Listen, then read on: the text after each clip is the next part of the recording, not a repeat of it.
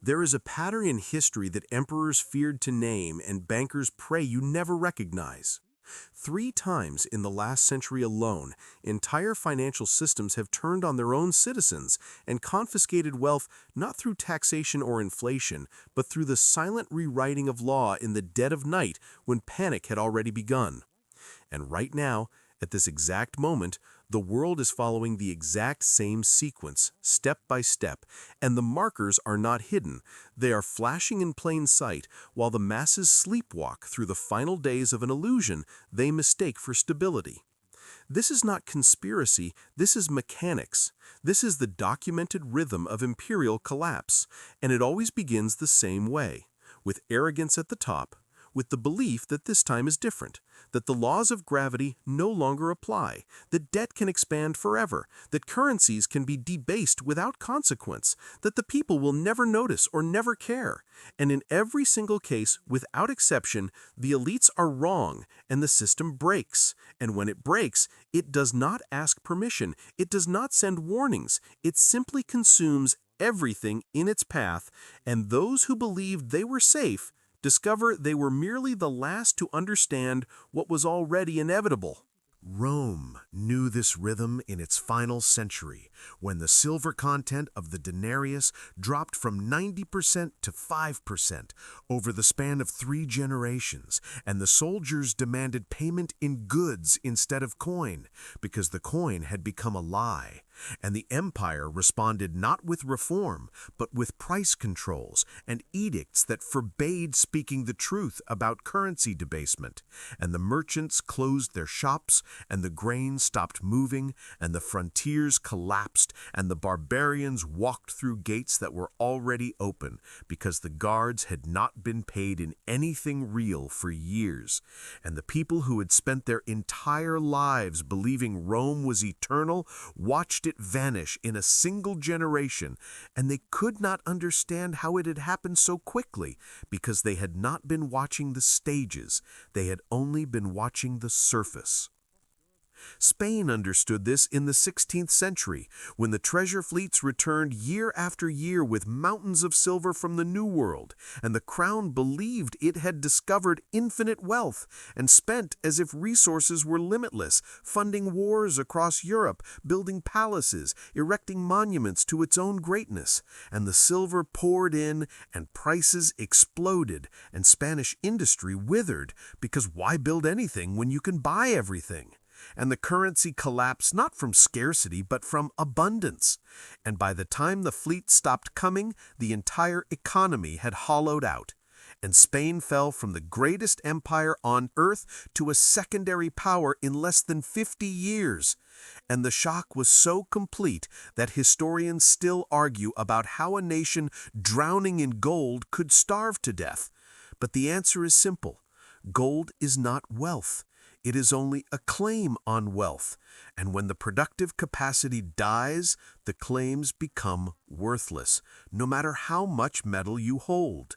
Weimar Germany learned this between 1921 and 1923, when the government made the fatal decision to print its way out of war debt, and the central bank insisted that inflation was a temporary supply shock and that the fundamentals were sound, and the currency lost half its value every month, then every week, then every day, and workers demanded to be paid twice daily so they could spend it before it evaporated, and families burned banknotes for heat because they were cheaper than firewood, and life savings vanished, and pensions turned to dust, and the middle class was obliterated in 18 months.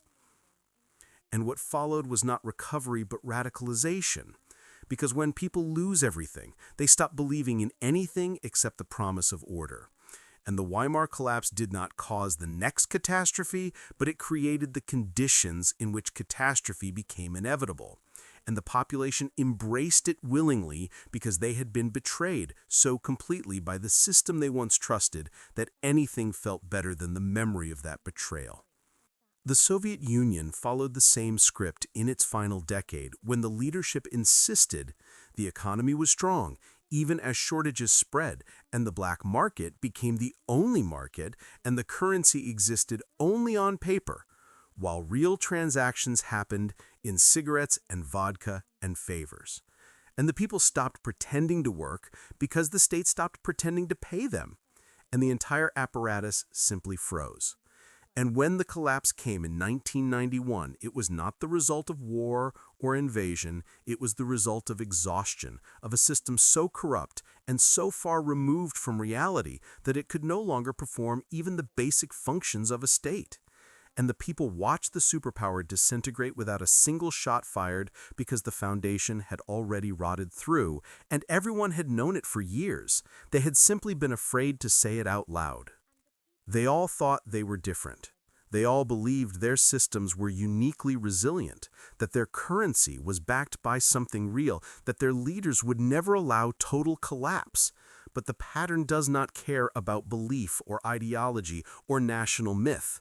The pattern is mechanical, it is mathematical, it follows rules that are older than empires, and those rules have never been broken because they cannot be broken, because they are not political, they are thermodynamic. They are the laws of energy and entropy applied to human systems, and once a civilization enters the final stages, once debt exceeds productive capacity, once currency loses credibility, once the population stops believing in the legitimacy of institutions, the collapse is not a possibility, it is a certainty, and the only variable is timing. The mechanism always unfolds in the same sequence. First, there is overexpansion. The empire or economy or currency zone grows beyond its ability to administer itself. It takes on obligations it cannot meet. It makes promises it cannot keep.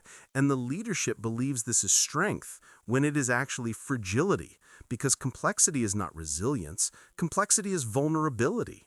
And every additional dependency, every additional claim, every additional layer of bureaucracy adds weight to a structure that is already beginning to crack. And no one notices because the system is still functioning, and functioning systems always feel permanent until the moment they stop. Second, there is financial overreach. The state begins borrowing not to invest, but to survive, not to build infrastructure, but to pay interest on previous debts. And the central bank becomes the buyer of last resort for government bonds because no one else will take the risk, and interest rates are suppressed artificially to make the debt appear sustainable, and asset prices inflate wildly because money has nowhere else to go. And the wealthy grow wealthier, not through productivity, but through proximity to the money printer. And the working population feels the gap widening, but cannot articulate why.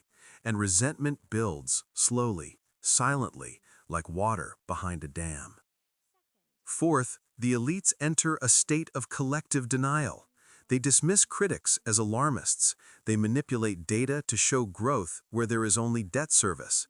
They celebrate stock market highs as if they represent economic health when they represent only liquidity inflation. And they surround themselves with advisors who tell them what they want to hear.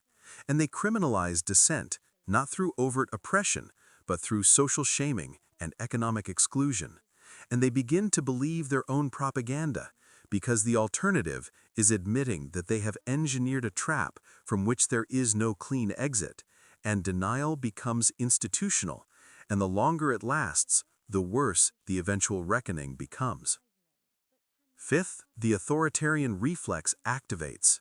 The state cannot admit failure, so it criminalizes the symptoms. It blames external enemies or internal saboteurs. It demands loyalty. It purges dissenters.